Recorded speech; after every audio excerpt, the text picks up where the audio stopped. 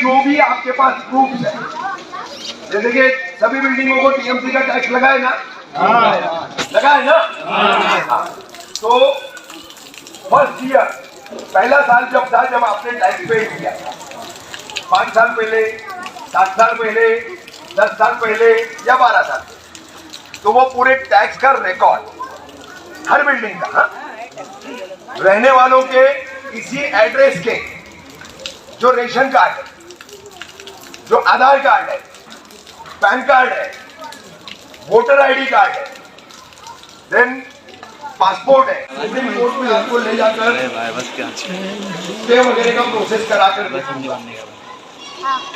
तो उस पर भी काम चल रहा है।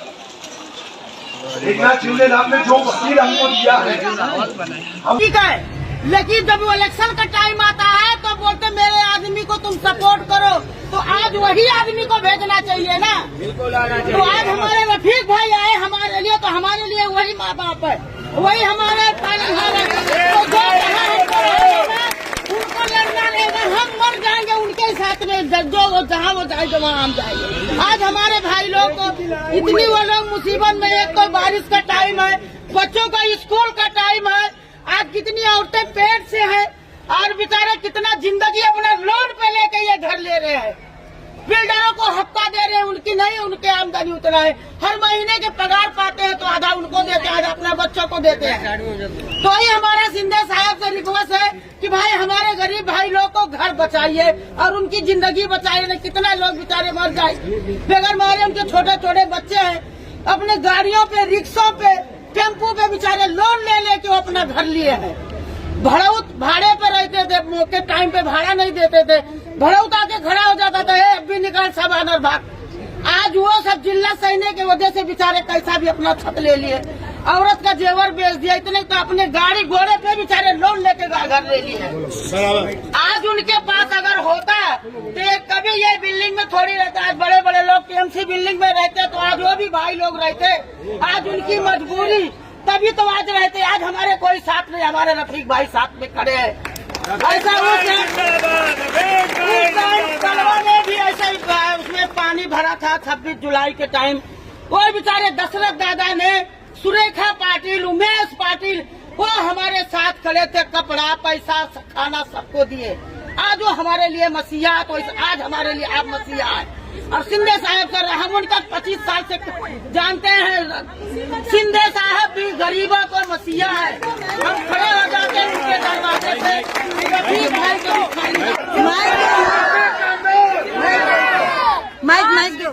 हम औरतें अपना सेवर क्या क्या बेच कर ये घर लेती हैं। जब वोटिंग का वक्त आता है तब तुम हमारे घरों पे घंटियां बजा बजा कर, हाथ जोड़ जोड़ कर रिक्वेस्ट करते हो हमें चुनो। जब हमने आपको चुन लिया तो आज क्यों नहीं आप सब लोग हमारे साथ?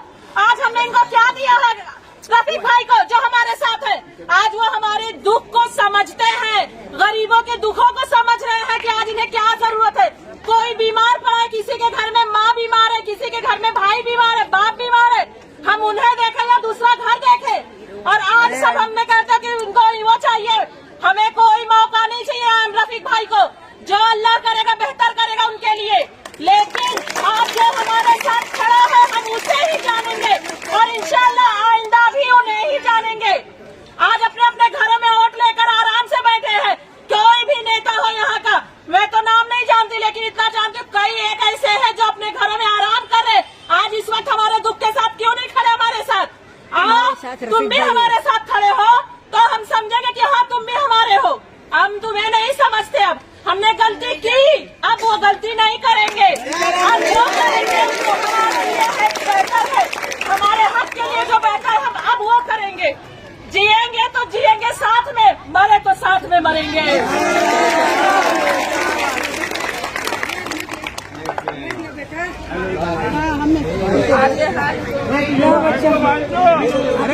बेटा आज 20 साल से ही मर रहे हैं, सब देखकर घर खेत बेच कर यहाँ आए हैं।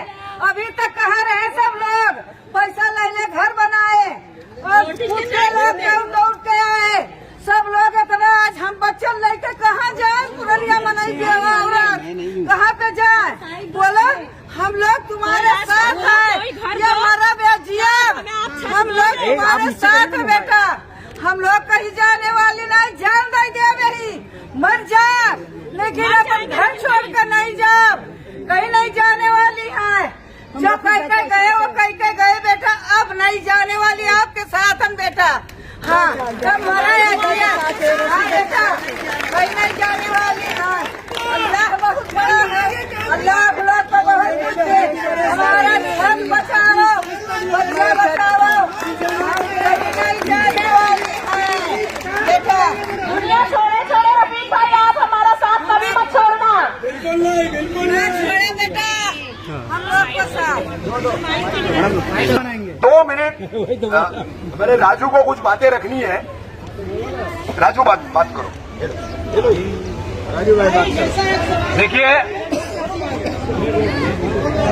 देखिए भाइयों, जितनी भी बातें थी रफीक खामदार साहब ने आप लोगों को समझा दी है।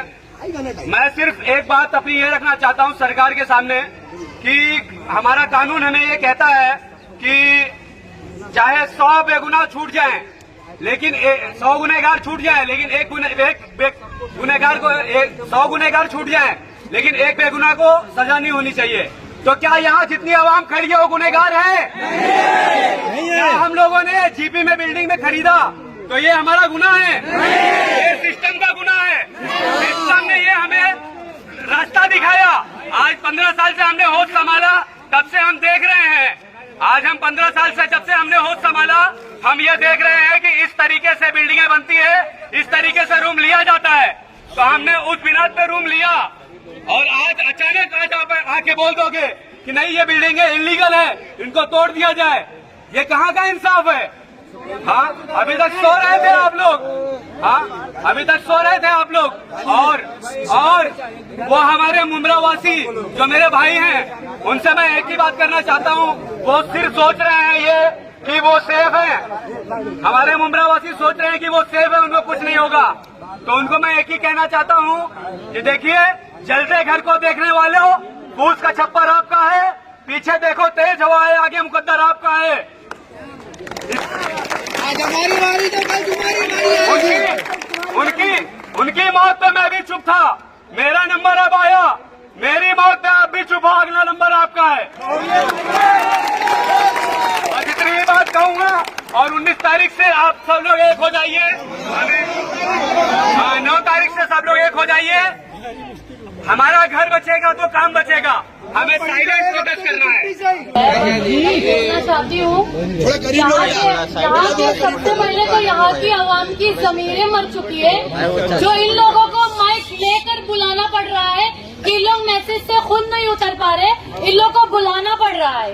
और दूसरी बात ये है कि कोई भी घुसता है तो ये लोग बिल्डिंगे से तमाशा देखते रहते हैं कि हमारी बिल्डिंग नहीं है, हम हंसेंगे, जिनकी बिल्डिंग है वो रोएंगे, जिनकी बिल्डिंग है वो टूटेगी, और हम मजे में अपनी बिल्डिंग में रहेंगे। तो ऐसा नहीं है, कोई नहीं बचने वाला है। अगर एक बिल्डिंग की बात है ना, तो यहाँ 100 बिल्डिंग की बात है, एक बिल्डिंग की बात नहीं हो रही है। सबकी बिल्डिंग जाने वाली है। तो जैसे एक लकड़ी को तोड़ा जा सकता है, अगर वही लकड़ी हजारों लकड़ी बने तो किसी को तोड़ने की ताकत नहीं है उसमें, किसी को तोड़ने की ताकत नहीं है।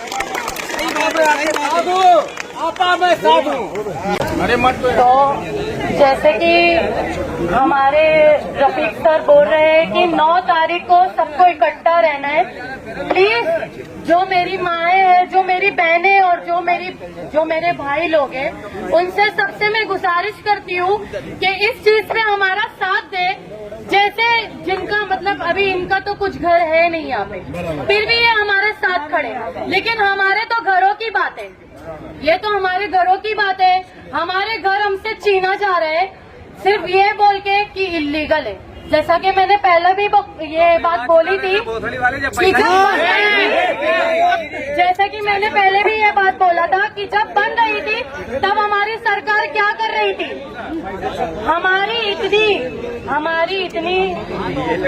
हमारे पास इतने नहीं है कि हम टीएमसी में ले सके या कोई भी ऐसी बिल्डिंग में रह सके जिसमें सिक्योरिटी है, सोसाइटी है। हमारी इतनी हैसियत नहीं है, तब जाके हम यहाँ पे रह रहे हैं। तब जाके हम मजबूरी से ऐसी जगह में रह रहे जहाँ पे ना पानी है, ना चलने को रास्ता है, ना कुछ है। तो इसी वजह से हमारी माँ बहनें जो भी है 9 तारीख को तैयार रहे और इनका डट के सामना करे। भागने से कुछ नहीं होएगा, वही अगर आप सामना करोगे तो अपनी घरों को बचा पाओगे। अस्सलाम वालेकुम। मेरे जितने भी हिंदू भाई हैं उनको नमस्कार। अल्हम्दुलिल्लाह बहुत खुशी हुई। सुबह से थोड़ा सा मॉरल मेरा थोड़ा सा कम था, क्योंकि मुर्दा हो चुकी कौम को कितना जगाया जाए यार। खास करके मुसलमानों में जो मुर्दनगी आई है ना, इस कौम ने, हम तो क्या है भाईचारा का चारा बने हुए। भाईचारा का चारा बनने के चक्कर में आज पूरे हिंदुस्तान में क्या हो रहा है, बड़े पैमाने पर मुसलमानों को बेघर करने की मुहिम चल रही है। कानून के नाम पर, कोर्ट ऑर्डरों के नाम पर। अब ये कार्रवाई जिसका सामना हमको करना है, सबसे पहले मैं आचार गली के तमाम लोगों को, हर बिल्डिंग के रहने वाले, हर फैमिली को, हर परिवार को एक बात बताता हूं, अच्छे से सुन लो, क्योंकि मुदस्सिर भाई से मेरी मुलाकात हुई। मुदस्सिर भाई है, उनके साथ में लगभग 10-12 लोग थे। 3 दिन 4 दिन पहले मेरी मुलाकात हुई, तो उस वक्त थोड़ा सा टाइमिंग हमारा आगे पीछे हो गया। तो आपके आचार गली के काफी सारे जो लोग आए थे, तो वो रुक नहीं पाए। मुदस्सिर भाई थे, उनके साथ में 1-2 लोग और थे। उन 2-3 लोगों से मेरी लगभग फिर 1 घंटे तक बातचीत। अब आचार गली में एक बड़ा प्रोपेगेंडा चल रहा है। यहां पर सिर्फ एक गोदाम को नोटिस आया है, बराबर है ना, क्योंकि उस पर रिजर्वेशन है। इसके लिए बोले उस गोदाम को नोटिस आया है, बाकी कहीं कुछ होने वाला नहीं है। तो बहुत बड़ी गलतफहमी में हो आचार गली वालों। वो गोदाम, एक गोदाम के साथ साथ उसी वक्त, उसी झड़प में आपकी कितनी इमारतों को खाली करने का काम किया जाएगा, वो अपनी आंखों से देखना। अगर आपको लगता है कि कुछ नहीं होने वाला है तो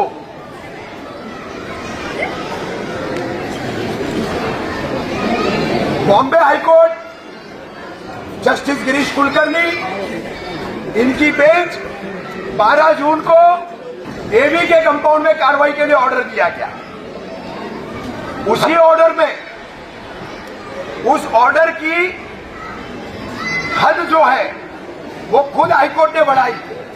और हाईकोर्ट ने क्या कहा कि एवीके की तमाम 17 बिल्डिंगें या उसमें और जो बिल्डिंगें रहेगी उस पर तो हमको डेमोलेशन का कार्रवाई चाहिए, मगर साथ में आपको ठाणे महानगर पालिका की 9 प्रभाग समितियां जो है, जैसे हम रीवा प्रभाग समिति में है, आगे मुगरा प्रभाग समिति है, उसके आगे कलवा है, उसके आगे ठाणे की 6 है, इस प्रभाग समिति में दीवा के 27-28 नंबर वार्ड है, 29 का आधे से ज्यादा बड़ा पट्टा है।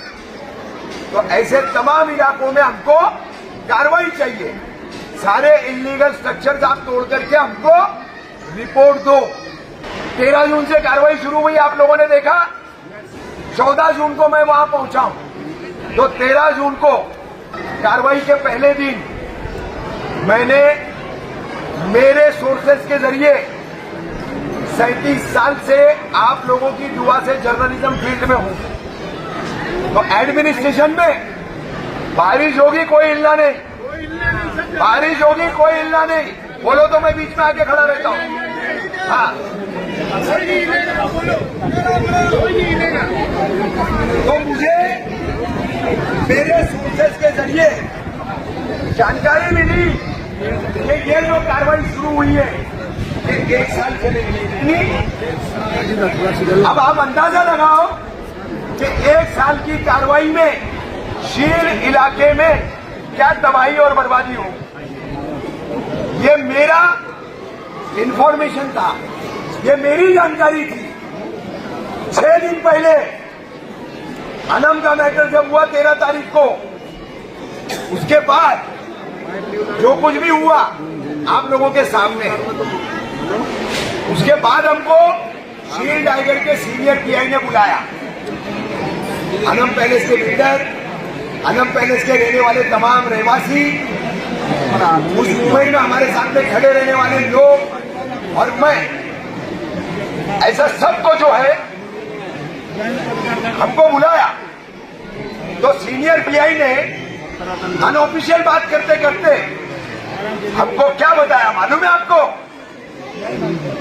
एवीके में कार्रवाई शुरू हुई, 2 से 3 दिन हुए थे, मुझे कारपोरेशन ने प्रोग्राम दी कार्रवाई का कि ये हमारी कार्रवाई का प्रोग्राम है।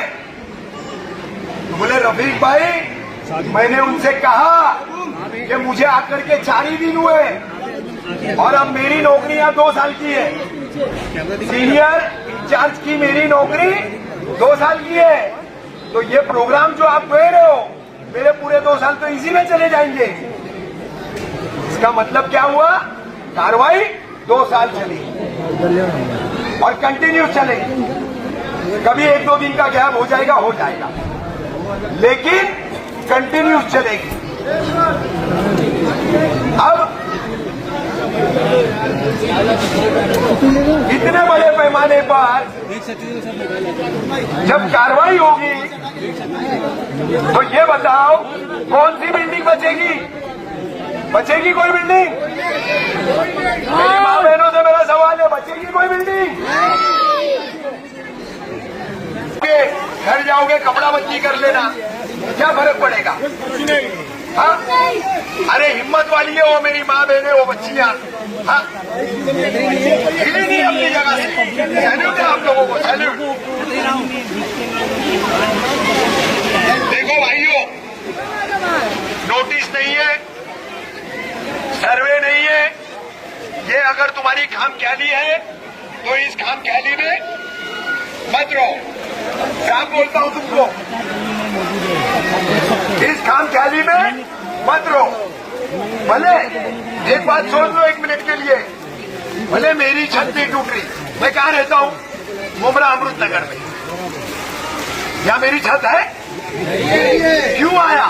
मेरे अपने लोगों की छत टूट रही है। 2 महीने से ये प्रशासन का खेल, हाईकोर्ट को गुमराह करके सिर्फ चंद इलाकों को तबाह बर्बाद करने का खेल 2 महीने से देख देख के जब मैं परेशान हो गया, जब मैंने देखा कोई आगे नहीं आ रहा है, तो मैंने अनम पैलेस पे स्टैंड लिया। अनम पैलेस पे स्टैंड लिया। अब ये घर बचाने की लड़ाई जो है, आप लोग एक होकर के अगर नहीं लड़ोगे तो एक भी मकान, एक भी बिल्डिंग हम बचा नहीं पाएंगे। पैटर्न एक ही है। देखिए, आपके यहाँ के कुछ जिम्मेदार हैं, मुदस्सिर भाई है, शहबाज शेख है आपके साथ में, ये सब लोग जो है, राजू भाई है, शील भाटा का पूरा मामला संभाल रहे हैं। यहाँ पे काफी सारे लोग हैं, मुजीब भाई है और कई लोग हैं। तो यूनिटी बना के रखो। और जहां से आपको मैसेज आएगा 9 तारीख को आपको मैसेज आएगा कि आपको सारा कंपाउंड पहुंचना है, सब पहुंचेंगे? आपको मैसेज आएगा कि आपको खरड़ी रोड पहुंचना है, पहुंचेंगे?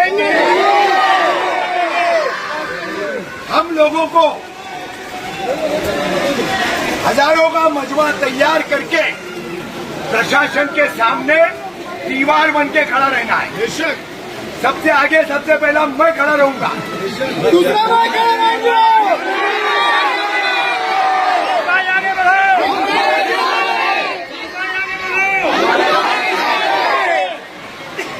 पहले हाईकोर्ट के ऑर्डर पर जो इंक्वायरी कमीशन चल रहा है, उसमें अचार गली, शील भाटा, ऐसी 53 बिल्डिंग और गोदाम की कंप्लेंट डाली गई। 18 तारीख को, बीती 18 तारीख को हाईकोर्ट में जब सुनवाई के वक्त 3 हफ्ते का टाइम हमको उप मुख्यमंत्री शिंदे साहब की वजह से जो बढ़ा के मिला, उस दौरान जो एफिडेविट टीएमसी ने फाइल की है उसमें बिल्डिंगों की संख्या कितनी है, तादाद कितनी है, टोटल ठाणे महानगर पालिका पूरी मिला करके 909। कितनी बिल्डिंग? अब सुनो, हम जिस दीवा प्रभाग समिति में आते हैं, हम जिस दीवा प्रभाग समिति में आते हैं, हमारा ये इलाका जिस दीवा प्रभाग समिति में आता है, तो 909 बिल्डिंगों में सिर्फ और सिर्फ दीवा प्रभाग समिति की 470 बिल्डिंग है। अब 470 building step by step TMC काम करते जा रही है। बिल्कुल डिस्क्रिमिनेटिव एक्शन, भेदभाव वाली, पार्शियलिटी वाली कार्रवाई। डेटा भी मुस्लिम बिल्डिंगों का, जो डेटा अदर स्पॉट का वो लोग दे रहे हैं, दूसरी प्रभाग समितियों का दे रहे हैं, पूरा फेक है। ये पूरी बिल्डिंग खड़ी है, सिर्फ शटर तोड़ रहे हैं और कार्रवाई क्या बता रहे हैं, हमने पूरी बिल्डिंग तोड़ गिरा दी। लेकिन वो बिल्डिंग सिर्फ गिराई कहाँ जा रही है, शील में, दोस्ती सर्विस रोड पर, एवीके में, गुलिस्तान के पास, शील भट्टी गली में, और वही सिलसिला इनको आगे बढ़ाना। ये बढ़ा करके ये मुमरा पहुंचेंगे। मुमरा वाले भी हमारे सोए हुए। 2019 से लेकर 2025 तक जितनी भी बिल्डिंग्स बनी है, सब कार्रवाई की जद में, सब कार्रवाई की जद में है। अगर इस कार्रवाई को हमको रोकना है तो हमको सबसे पहले पूरे शील विभाग की यूनिटी बनानी पड़ेगी। है तैयार आप लोग?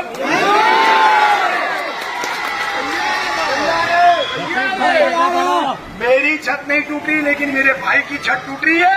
मुझे उसके लिए खड़ा होना है, मुझे उसके लिए लड़ना है, ये जज्बा होना चाहिए।